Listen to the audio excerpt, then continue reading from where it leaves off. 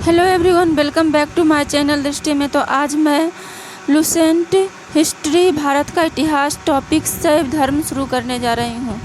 तो शैव धर्म के बारे में है कि भगवान शिव की पूजा करने वाले शैव एवं शिव से ही संबंधित धर्म को शैव धर्म कहते हैं। यानी कि भगवान शिव की पूजा जो करते हैं तो वो सब शैव धर्म से संबंधित कहलाते हैं। आगे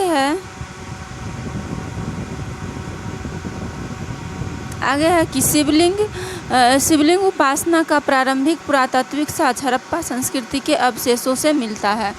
इतना ही नहीं, शिवलिंग की जो उपासना का अवशेष किससे मिलता है? हड़प्पा संस्कृति। और हड़प्पा संस्कृति जो है कितना साल पुराना है?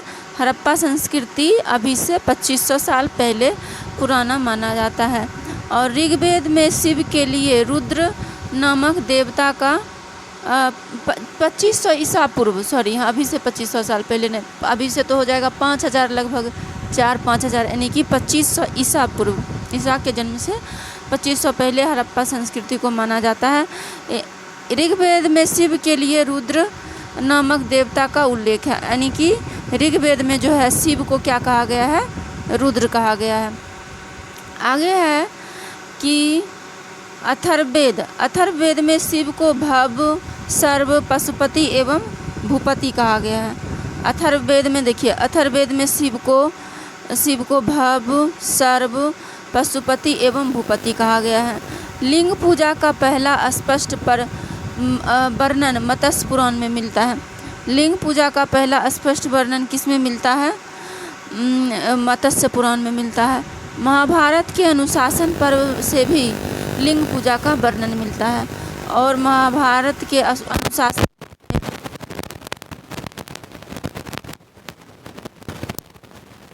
नाम तैत्तिरीय अरण्यक में मिलता है। और के रूप में जो पार्वती का नाम है किसमें मिलता है? तैत्तिरीय अरण्यक में मिलता है। नेक्स्ट है शिव की पत्नी की सोम रूप है। शिव की पत्नी की सोम रूप है पद्मा, पार्वती, उमा, गौरी और भैरवी। जो शिव की पत्नी की सोम रूप, यानी कि काफ़ी शांत अच्छे स्वभाव की जो है, उसमें कौन कौन है? पद्मा, पार्वती, उमा, गौरी एवं भैरवी। ये सब शिव की पत्नी की सोम रूप है।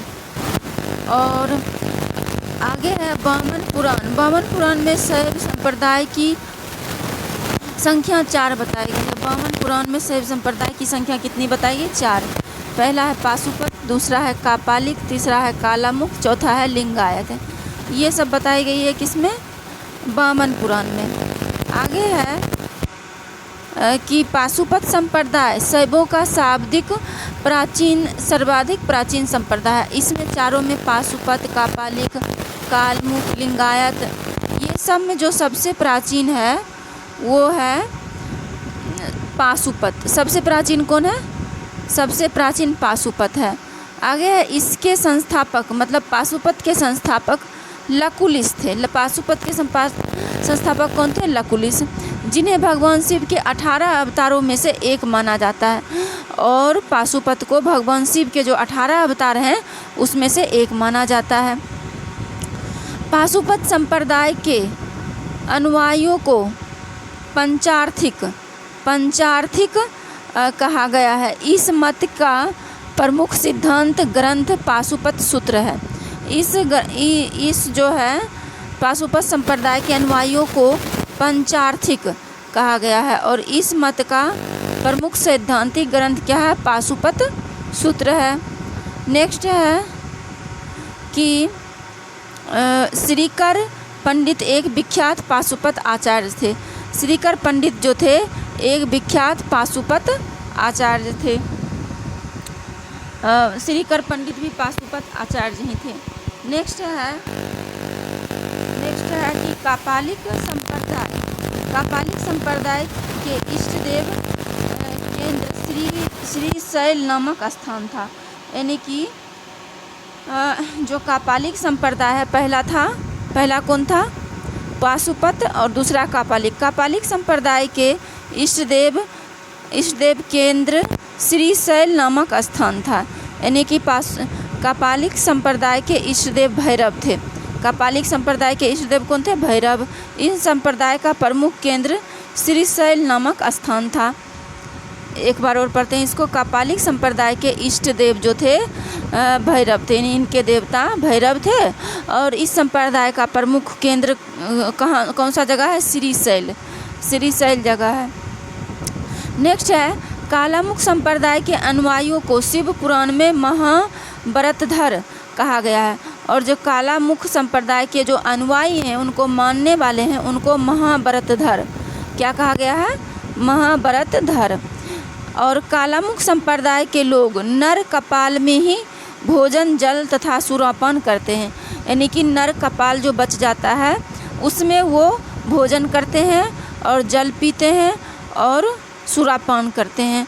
और साथ ही सुरापान मतलब वो मदिरा वगैरह होता होगा। और साथ ही वे अपने शरीर पर चिता की भस्म लगाते हैं और साथ ही वो क्या करते हैं? कापालिक संप्रदाय के अपने शरीर पर चिता का भस्म भी लगाते हैं। लिंगायत। लिंगायत संप्रदाय दक्षिण में प्रचलित था, मतलब साउथ में लिंगायत संप्रदाय प्रचलित था। इन्हें जंगम भी कहा जाता था। लिंगायत संप्रदाय को और दूसरा नाम क्या है? जंगम। लिंगायत संप्रदाय के लोग शिवलिंग की उपासना करते थे। लिंगायत संप्रदाय के लोग किसकी उपासना करते थे? शिवलिंग की उपासना करते थे। शून्य संपादने लिंगायतों का प्रमुख धार्मिक ग्रंथ है। पूछा जाएगा कि शून्य संपादने क्या है? तो शून्य संपादने जो है वो लिंगायत का प्रमुख धर्म ग्रंथ है, धार्मिक ग्रंथ है। बसव पुराण में लिंगायत संप्रदाय के प्रवर्तक अल्लभ प्रभु तथा उनके शिष्य बासव को बताया गया है, यानी कि बसव पुराण जो है उसमें लिंगायत संप्रदाय के प्रवर्तक अल्लभ प्रभु और उनको प्रवर्तक मतलब उनको लागू करने वाले तथा उनके शिष्य को बताया गया है वासव बताया गया। इस संप्रदाय का वीर शिव इस संप्रदाय का वीर शिव संप्रदाय भी कहा जाता है, यानी कि लिंगायत संप्रदाय को क्या कहा जाता है? वीर शिव संप्रदाय भी कहा जाता है। आगे है लिंगायत संप्रदाय को वीर शिव संप्रदाय भी कहा जाता है। यहाँ तक हमने शिवलिंग की उपासना करते हैं ये पढ़ा था। और एक मिनट, और ये शून्य संप्रदाय लिंगायतों का प्रमुख धार्मिक ग्रंथ है। कौन है? शून्य संपादने। और इस संप्रदाय को वीर शिव लिंगायत संप्रदाय को और क्या कहा जाता है? वीर शिव संप्रदाय कहा जाता है। नेक्स्ट है 10वीं शताब्दी में मत्स्येंद्र नाथ ने नाथ संप्रदाय की स्थापना की। नाथ संप्रदाय की स्थापना किसने की? मत्स्येंद्र नाथ ने।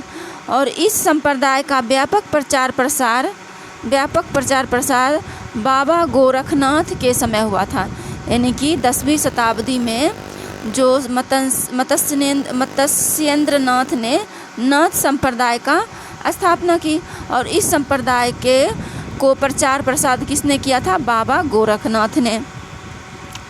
दक्षिण भारत में शैव धर्म चालुक्य, राष्ट्रकूट, पल्लव एवं चोलों के समय लोकप्रिय रहा। और दक्षिण भारत में जो शैव धर्म है किसके समय लोकप्रिय रहा? चालुक्य वंश के समय, राष्ट्रकूट वंश के समय, पल्लव वंश के समय और चोल वंश के समय काफ़ी ये लोकप्रिय रहा। उसके बाद पल्लव काल में शैव धर्म का प्रचार प्रसार नैनारों द्वारा किया गया, यानी कि पल्लव काल में जो है शैव धर्म का प्रचार प्रसार पल्लव काल में शैव धर्म का प्रचार प्रसार किसके द्वारा किया गया? नैनारों द्वारा किया गया। नैनार शैव संतों की संख्या 63 बताई गई है, जिसमें अपार, तिरुज्ञान, संबदर एवं सुंदर मूर्ति आदि के नाम उल्लेखनीय हैं। पल्लव काल में शैव धर्म का प्रचार प्रसार नैनारों द्वारा किया गया है। नैनार संतों की संख्या 63 बताई गई है, जिनमें अपार, तिरुज्ञान, संबंदर एवं सुंदर मूर्ति आदि का नाम उल्लेखनीय है। पल्लव काल में शैव धर्म का जो है प्रचार प्रसार शैव धर्म का प्रचार प्रसार किसके द्वारा किया गया? नैनारों द्वारा। नैनार संतों की संख्या कितनी बताई गई? 63, जिनमें जो प्रमुख हैं कौन कौन है? तिरुज्ञान, संबदर, सुंदर सुंदर मूर्ति आदि इनके नाम उल्लेखनीय है। एक है अप्पार। एलोरा के प्रसिद्ध कैलाश मंदिर का निर्माण राष्ट्रकूटों ने करवाया। एलोरा के प्रसिद्ध मंदिर का निर्माण किसने करवाया? राष्ट्रकूटों ने करवाया। चोल शासक राजराज प्रथम ने तंजौर में प्रसिद्ध राजराजेश्वर शैव मंदिर का निर्माण करवाया। और चोल शासक राजराज प्रथम जो है वो तंजौर में प्रसिद्ध राजराजेश्वर शैव मंदिर का क्या करवाया? निर्माण करवाया। जैसे बृहदेश्वर मंदिर के नाम से भी जाना जाता है, और जिसे किस मंदिर के नाम से जाना जाता है? बृहदेश्वर मंदिर के नाम से जाना जाता है। यानी कह रहा है चोल शासक राजराज प्रथम ने तंजौर में प्रसिद्ध राजराजेश्वर शैव मंदिर का निर्माण करवाया, जिसे बृहदेश्वर मंदिर के नाम से जाना जाता है। कुषाण शासकों की मुद्राओं पर शिव एवं नंदी का एक साथ अंकन है। यानी कि कुषाण शासकों की मुद्रा पर शिव एवं नंदी का क्या है? एक साथ अंकन है। कुषाण शासकों के मुद्राओं पर किसका अंकन है? शिव और नंदी का। और चोल शासक ने, ये देखिए ये इम्पोर्टेंट है, चोल शासक राजराज प्रथम ने तंजौर में प्रसिद्ध राजराजेश्वर शैव मंदिर का निर्माण करवाया। तो पूछा जाता है कि शैव मंदिर का निर्माण किसने करवाया था? तो राजराज प्रथम ने ये शैव मंदिर का निर्माण करवाया था, जिसे और इन शैव मंदिर को बृहदेश्वर मंदिर भी कहा जाता है। और एलोरा का जो कैलाश मंदिर है वो राष्ट्रकूट ने बनवाया था। तो ये दोनों इम्पॉर्टेंट है। नेक्स्ट है कुषाण शासकों की मुद्राओं पर शिव एवं नंदी का एक साथ अंकन प्राप्त होता है। किसके मुद्राओं पर शिव एवं नंदी का अंकन प्राप्त होता है? तो कुषाण शासकों के मुद्राओं पर। आगे है पशुपति मंदिर। नेपाल की राजधानी काठमांडू से 3 किलोमीटर उत्तर पश्चिम बागमती नदी के किनारे देवपाटन गांव में एक शिव मंदिर है। यानी कि कह रहा है कि पशुपतिनाथ मंदिर कहाँ है? नेपाल की राजधानी काठमांडू से 3 किलोमीटर उत्तर पश्चिम में बागमती नदी के किनारे देवपाटन गांव में स्थित है। एक शिव मंदिर है। नेपाल के धर्मनिरपेक्ष राष्ट्र बनने से पहले यह मंदिर राष्ट्रीय देवता भगवान पशुपतिनाथ का मुख्य निवास माना जाता। इस मंदिर परिसर को सन 1979 में यूनेस्को विश्व सांस्कृतिक विरासत स्थल के रूप में सूचीबद्ध किया गया। मुख्य मंदिर का निर्माण वास्तुकला की नेपाली पैगोडा शैली में हुआ है। मुख्य मंदिर का निर्माण किस में हुआ है? वास्तुकला की नेपाली पैगोडा शैली में। आगे है वैष्णव धर्म, फिर है ईसाई धर्म,